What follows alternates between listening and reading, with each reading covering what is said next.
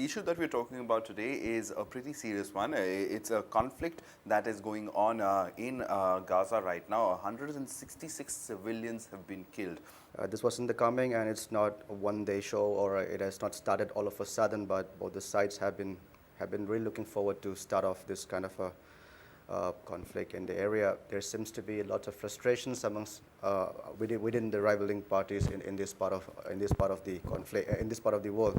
There's a constant fear that which is happening in that part of the region. I'm sure that this kind of a fear psychosis is also prevails on the other side. So it's ultimately who pays the price is like the civilians. The Israeli army, which has been shooting the rockets in the air, and they have not been causing loss of life on our side. But this rocket attack is totally unacceptable. I think more than 160 lives lost by now. They have not stopped their rocket barrage on Israeli cities. So that says something for them.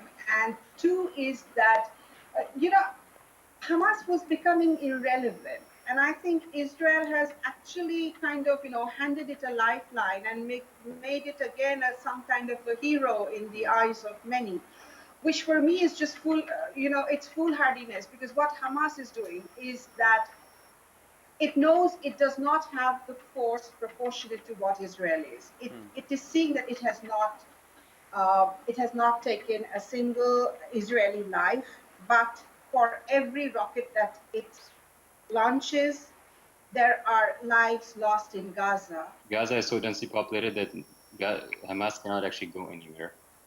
And all the rockets that are going to fall on people. And Israel obviously targets a civilian population. We all know that. It has come out in various different ways. If Israel is giving warnings to people of Gaza to escape, where are they going to escape?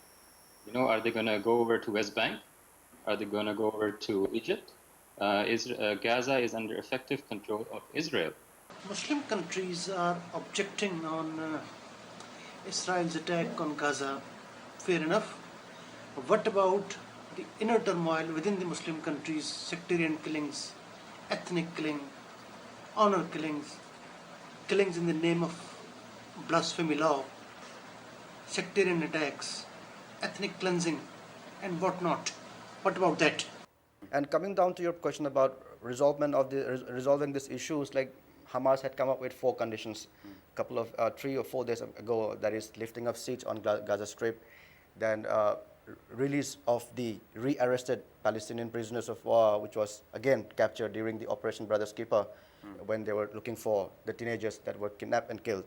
The third one is stop of aerial strike against the Gazans.